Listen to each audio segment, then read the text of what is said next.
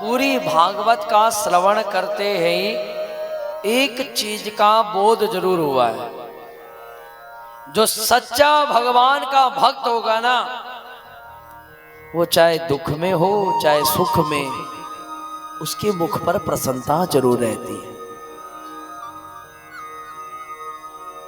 चाहे सुख में है चाहे दुख में है, पर उसके मुख पर हमेशा प्रसन्नता बनी रहती है।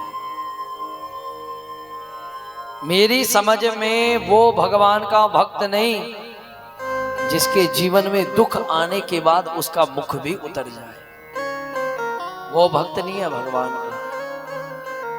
यदि उसके जीवन में ये स्थिति आ रही है तो ये समझ लेना उसको विश्वास भगवान पर नहीं है। और भगवान भी तो शायद हमारी परीक्षा लेने के लिए हमारे जीवन में दुख सुख देते हैं। दुख सुख तभी आएगा जब भगवान हमारी परीक्षा लेंगे।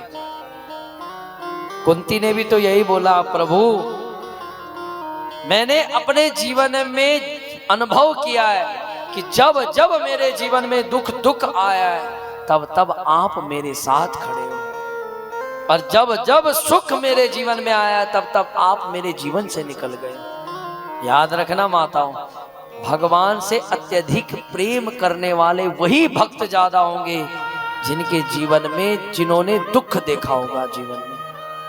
वो कहते हैं ना कि भाई भगवान के पता नहीं हमने अपने जीवन में दुख बहुत देखा, पर भगवान ने हमको उस दुख से भी निकाल दिया, उस दुख से भी निकाल दिया। पर जब दुख आएगा तो अनुभव करना, भगवान तब भी आपके साथ खड़े होंगे। एक महात्मा कहते थे कि पंडित जी, जो ये दुख है ना हमारे जीवन का, ये दुख हमारे पापों की निवृत्ति है। मतलब भगवान हमारे ऊपर कृपा कर रहे हैं, इसलिए हमारे जीवन से ये दुख निकाल रहे हैं। दुख का मतलब हमारे पूर्व जन्मों का किया हुआ पाप हमारा निवृत्त हो रहा है।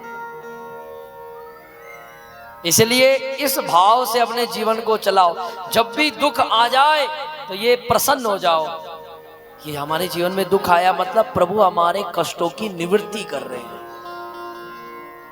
और जब सुख आ जाए उसको ऐसा समझ के भोग लो कि ये समझ लो कि शायद जितना मैं सुख भोगूंगा उतने मेरे पुण्य खत्म हो जाएंगे। तेतम भुक्त्वा पुण्य लोके विशालम स्वर्ग लोके विशालम और क्षीणे पुण्य मृत्यु लोकम विशंति। और जब ये पुण्य क्षीण हो जाता है माताओं, तो आपने देखा होगा कि राजा भी रंक बन जाता है। और सिर्फ पुण्य देने वाला केवल परमात्मा का नाम है। संकल्प खा लो, भगवान की कसम खा लो, चाहे जो मर्जी परिस्थिति है, राम जी का नाम हमारी जीवा से निकलते ही रहना चाहिए, वो ना छूटे।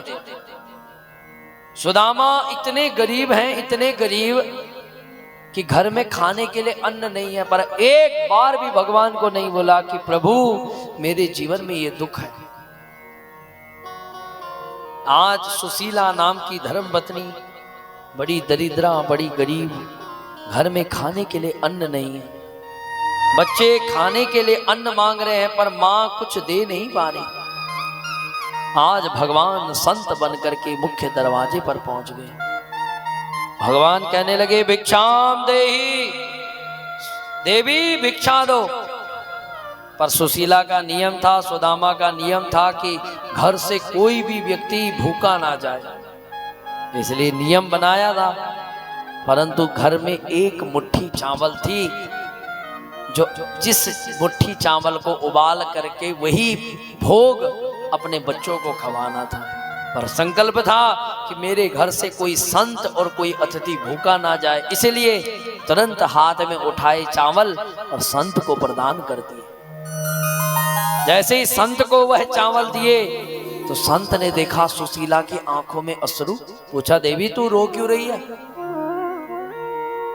मुझे लग रहा है तो खुश होकर के भिक्षा नहीं दे दी। कहा नहीं नहीं प्रभु, मेरे प्रभु मैं खुश होकर के भिक्षा दे रही हूँ, पर दुख एक चीज का है कि आज मेरे बच्चों को भूखा सोना पड़ेगा। स्थिति होती है जीवन में। बहुत भक्त ऐसे हैं। आप कभी अनाज मंडी में जाना, अनाज मंडी में,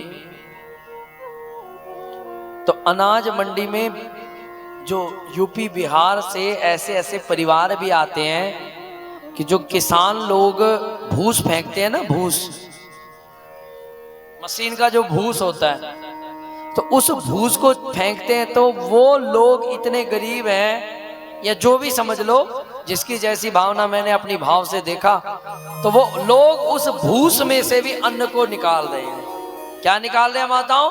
उस भूस में से भी अन्न को।